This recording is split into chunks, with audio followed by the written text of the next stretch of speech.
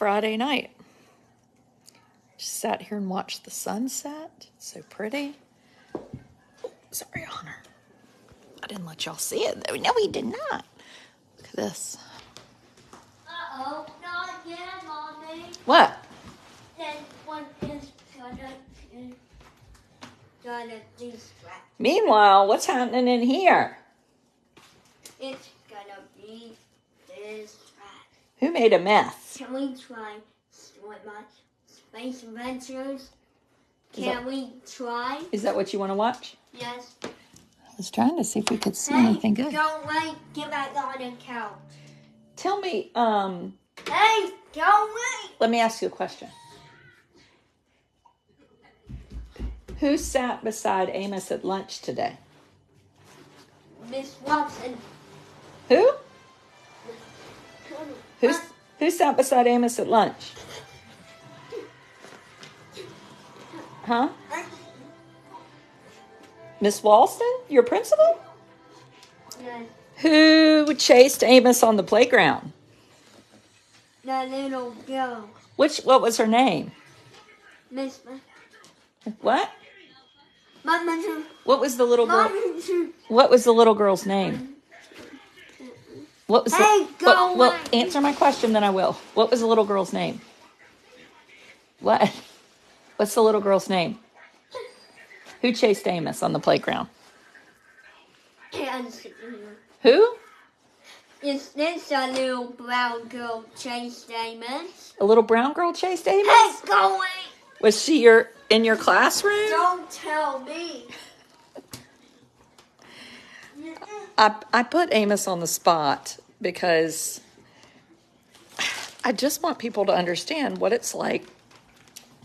And I mean, y'all might be like, why do you care if we understand? I think because I didn't understand. He said Elizabeth. That's what he said? I don't know if anybody named Elizabeth. Did he say Elizabeth? We're all like. So Amos is about to be 10, and we, it's really hard to know what's happening at school with him. And what's wrong? Nothing's wrong. That's for us anyway. But, there's so many families that send their little people off to school. And we had a rough couple first weeks, not because of school, but just the transition. And Amos is verbal. He's not nonverbal, but he's still, I don't know who he sat with at lunch today. Everybody's like, he sat with Elizabeth. I don't think there is an Elizabeth in the 3rd grade. And there was a story out of Dayton, Ohio, which is where my kinfolk come from. And the little fella is 3 years old, and he's at Rosa Parks Early Childhood Development Center, and nonverbal 3-year-old. And I had a nonverbal 3-year-old, that went to school in diapers. And you trust the people that you hand your special child over to. And it's such a different feeling than your typical child, because your typical child can tell you things, And so anyway, I know what that feels like. I know. He did say a little brown girl chased him. I don't know who that is. He has, obviously, lots of little brown girls and brown boys in his classroom. And he knows lots of people's names, but, he's in a new class this year. So he's just finding out about it. So, yeah, that's what I was really talking about, what happened in Ohio. So this little fella was running down the hall, which a lot of times children with autism are runners, and a man, assistant teacher, took his head and pushed his head on the floor, and he fell and hit his head. And his parents didn't know. They were told that day, his mother said that he kind of said he got swatted. And then the dad said, well, he kind of said that he bumped his head, but for 3 weeks they didn't have a video of what happened. And then they got it, and his mom shared it on Facebook, and I'm going to show it to you. And not to like, you're like, it's Friday night. I don't want to watch anything, sad. It's just a 30-second clip. But just know that this is kind of what parents of children with autism live in fear of, because we don't know. We do not know. A comfortable, supportive mattress is the best investment you can make. Or we can just watch ads. It's a problem for us, and I think we have to trust our schools, and we have these amazing school systems, and then every once in a while you get some person who has no business being around children, but can't go home and say, Mommy, so-and-so hit my head, Hang on.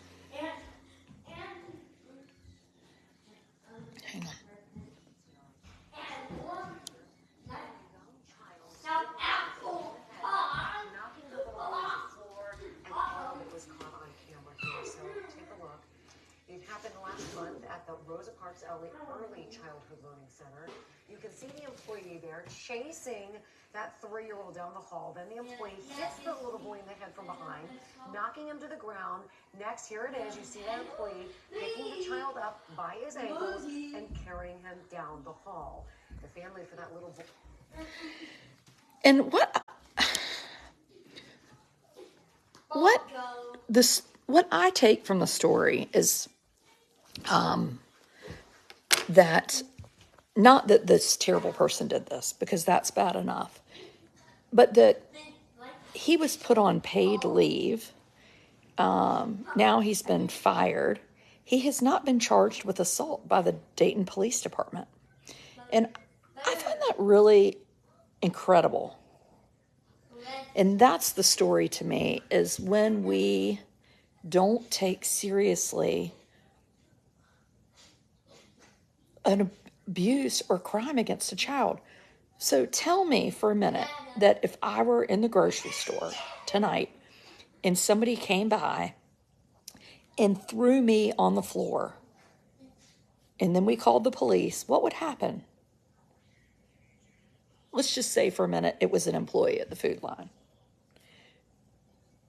Do you really think they wouldn't be charged with something? So you have to wonder, why isn't he being charged?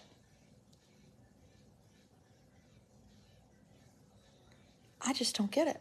But it happens again and again and again. And not just in child abuse, but there was a big story that came out yesterday or the day before in ProPublica. It's been happening a while, but it was about an OBGYN at Columbia University, taught at the medical school and was a OBGYN, and he has now just been sentenced to 20 years in prison, but he sexually molested over 200 women. And they had been going to his superiors for years. A woman had a baby, goes for her checkup, she's leaving, and the nurse leaves the room. There's somebody watching you. And he says, oh, we need to do one more thing. And she realizes he has just performed oral sex on her behind the cloth. This is a woman that has just had a baby. She texted her spouse and said, doctor has just licked my you-know-what. He rushed down there. They call 911. The doctor leaves this message with them and is like, could we talk? I don't really know what's happening. And you're probably like, where is this going? He's arrested. She's like, well, thank goodness he's arrested. And then the next day, he's back at work. Yeah, he's back at work and proceeds to abuse more women for weeks. More women. And so again, you have leadership, and then you have who is in charge around here, I just find it. Oh, this is the voicemail he left the woman. Just listen to Yeah, this. hi, Lori. It's Dr. Haddon calling. It's like 4:30 on Friday. I just got word that you called the office and you're upset and that you're calling the police. What the heck happened? What's going on? Please, can we talk? If you can, please just give the office a call and or come back and talk face to face. I don't understand. I just know that I just got word from like the first from the secretary and then from our office manager here and the nurse. So I'm very upset. I don't know what's going on. So please call me back or all right. Take care. Take care. So to me, you're back at authority. They call the police. He's never charged. A little boy in autism. We have a video of his head bouncing off the floor. Has the police department in Dayton, Ohio charged that man? No, and it doesn't make any freaking sense. A doctor from a town close to me went to prison for videoing their visit to have their yearly. And I think our gut instinct is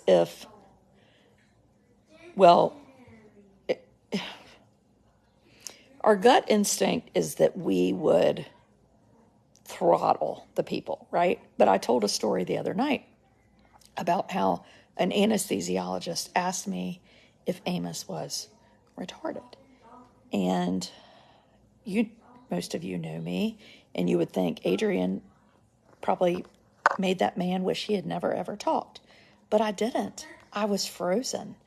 And I think the same must be true of when someone sexually assaults you. Like what you think, you would be like, are you crazy? I'm going to, blah, blah, blah, blah, blah. But instead, she texts her husband this text and says, this just happened, and calls the police, and then nobody does anything. And not only do they not do anything, but a lot of times the powers that be go out of their way to hide things and save themselves. Columbia, in this case, has never admitted wrongdoing. No one was fired. It's the same man who was told about abuse 10 years before, never did anything. A nurse was always present when I was examined.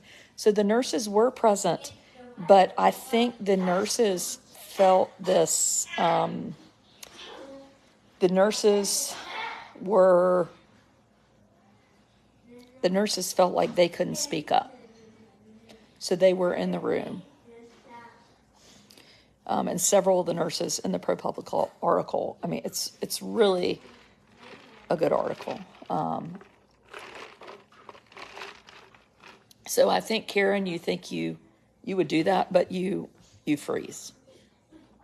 Coming from somebody who's last year, Amos had a really bad injury on his back, and we never did figure out what happened. I was gone one night, so I'd given him a shower the night before. I was gone one night, came back, and our nanny was like, he has this terrible, it was a scrape on his back. And school didn't know, our nanny, everybody we really trusted. And I was trying to find out from Amos what happened. And he kept saying, Amos fell down with mommy in the parking lot. So his story is, it happened with me. Well, I know it didn't happen to me, because, but we never figured out what happened. Did it happen on the playground? We don't know. And so it's so nice to have other adults to rely on for accurate information. So anyway, I just was thinking tonight, we just got to do better. I think who lost their license caught you.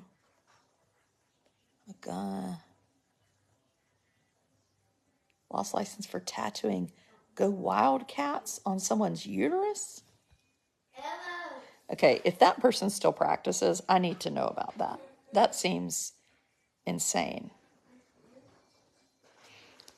The only time I've ever had an adult, I was a child, come after me, I grew up in Rocky Mount, and I went home and told my parents about it. But I was out at the country club playing tennis, and a man was there who I had babysat for he and his wife before they had 2 little girls. And he came up and spoke to me at tennis, which is, not that unusual. I was 16 or 17, it's children's dad. Be like my husband talking to whoever. But I said, oh, how is your wife and how are the girls? And he was like, they're fine, they're at the beach. I was like, oh, that's nice. It must have been summer. And he said, yeah, you ought to come visit me sometime. Like, I get lonely. And I was like, no. And went home and was like, oh my gosh, do you know what so-and-so said? Who's probably like, I hope that person will watch these videos and be like, how does she remember that? And they're divorced now. I think he did something. But anyway, make sure you talk to your children if they're typically developing and say, talk to me about what happens. Tell me. Let's talk about it. So anyway, it's a little bit disjointed, but welcome to the story of my life. I did a painting class today, and somehow I've ended up with paint on my feet. I had paint all over my face, and everybody else looked really nice at paint class, and I was like, good thing I wore the world's oldest t-shirt. We have to document every kind of injury, even if it's a scrape. Well, Ashlyn, I think if it happened at school with Amos's back, I think it probably happened on the playground and an adult didn't see it. Did he just slip on the slide? I have no idea. None. Check the right side of your face for paint. I don't see any paint. Is there some? Maybe a little. Oh, that's the left side. Oh no, I had like a whole handprint of paint.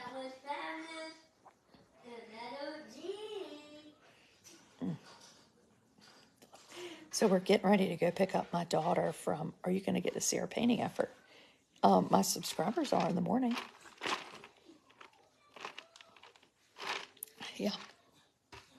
Most of us are ashamed to share if we are violated. Sad but true. Yeah. If you took Amos to the school, could he show you where it happened? Oh, this was last year. I was just thinking about it. Let's see your painting. I'll show it to you in the morning, Donna. It's in the car. Well, it was supposed to be a sky and some green and a tree. And I was like, I don't want to do the tree. I just had a feeling that the tree was going to end up looking like a gnome. So I didn't do the tree. And at the very end, we ran out of time. The green was not the right green. So you paint, you have to mix your own colors. It takes freaking forever. I thought you bought your colors. You have to mix the colors. Did you enjoy it? Yes, I loved it. And the longer I get out of not being there, the more I like it. I did tell the teacher, I think if I end up in prison, I'm really going to become an artist. Because I would have time.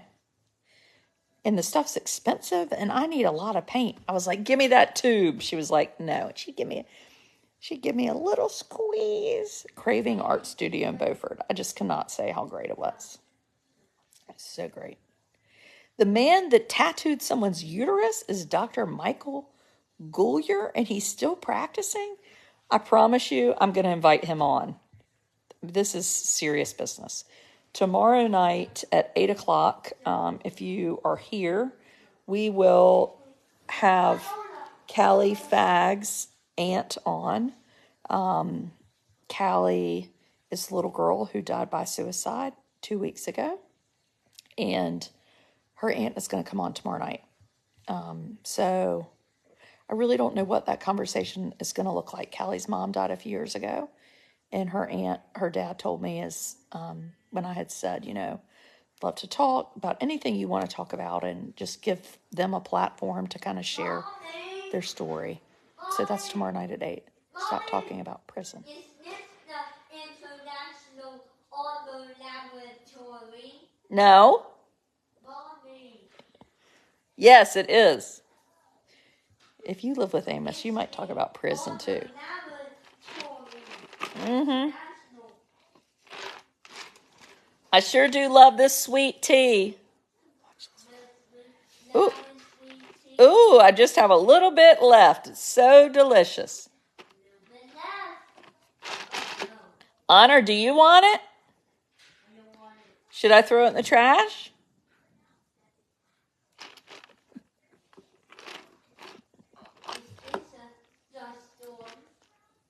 Doctors always mark a uterus when they remove it for pathology, and that was the way to let them know he removed it. He always used this. Oh, he didn't. Well, I thought y'all said I didn't. Oh, wait. Oh, because her uterus was gone. I thought you meant he tattooed the uterus and left it in there. Oh, well, that's different, maybe. Tacky, but different. We should talk about the auto worker strike. I can't talk about the auto worker strike because I don't know enough about unions and auto workers to have an informed opinion.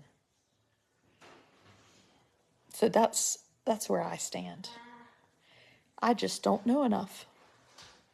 And so I'm learning to just zip it. Shocking, I know. I do know a little bit about what's been happening in the North Carolina Senate this week. Our Republicans are really struggling to get their acts together. The Republicans, the senators, and the reps can't agree on casinos. Should we have casinos? Should we not? And then we had a bunch of students from UNC show up about gun control. And then they were made fun of. And then the very next day, there's another armed shooter on campus at UNC Chapel Hill. I respect that you said you don't know enough. Well, I don't. I know that, well, here's what I do know. I know that my mom's brothers, several of her brothers worked for car companies. And so I know that, and they've retired now. And I know that we don't have unions here. I know that from the outside, I heard, well, they were offered a 20% raise. And I thought about our North Carolina teachers and thought, they get like a $86 raise every year. So I thought a 20% raise in North Carolina for teachers, they would be loving it. And they were offered maybe a 20% raise, but they wanted a 40% raise. But I don't know how much that is. CEOs make way too much money compared to what average workers make. Well, let me tell you something about that. So I have a subscriber deal. You pay $5 a month, and I get 70% of it. You know who gets 30% of the $5 a month? When you click on my link and you hit subscribe and you pay through Apple Pay takes 30% of my $5 every month. 30%. That's a lot. So, and the other thing is, I work for Facebook. Nobody died at Chapel Hill. There was no shooting. There was just a gun on campus. I work on Facebook, and sometimes I'll do a video, and I don't make a darn penny. I wish I had a union that I could be like, come get me. Well, they don't care. Big corporations make billions. Yes, they do. Yes, they do. My dad always worked for Ford. Huh. The new hires can only make $20 an hour, the max wage. That doesn't sound like too Too good. No, North Carolina does not have teacher unions. Was it your father or father-in-law that was best friends with Goodyear? Oh, it was Amos. So it was my Amos Harold, who was my great-great-grandfather, was best friends with Henry Ford. And Henry Ford was creating this thing called an automobile, and Amos had a mercantile, and my grandfather. And Henry Ford asked Amos if he would consider helping him. He wanted to do a wheel, basically, and for this automobile. And Amos said, no, there's never going to be anything but horse and buggies. I ain't getting into all that. And so then their other best friend, Firestone, he did the wheel, the tire. So instead of seeing all those Firestone tires, you would be seeing Harold. So when we named our little person Amos, oh, Amos, we got to go get Sissy. We named him Amos before we knew who Amos would be. We said we always wanted him to know not to ever give up. Right? Did you know you can go on camera settings and click on your mirror setting so that the hat or t-shirt is legible? Well, y'all should be able to know what this says. It says Ribmus, also known as summer. Anyway, I like that story. Okay, we have to go pick up Sissy. Okay, come on. Let's go get Sis. She's at game night at youth group with a friend. Come on, let's go. Press pause. Uh-oh. Uh-oh, what? There's a 9. Okay. We good? Yes. All right, let's go. He really wants to go. We're going to wait in the car while we get Sissy. We're not going to wait in the car. We're not going in because it's not our night to go. This is the teenager night. Amos gets to go on Sunday. Let's turn on the light.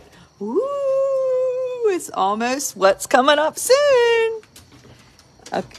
Honor. Come on. Honor. We'll go on a walk when we get back. Honor's like, I'll go. I don't have her leash. What was that? Oh, that's the football game. I always have a little. It's the football game. That's the football game. I hope.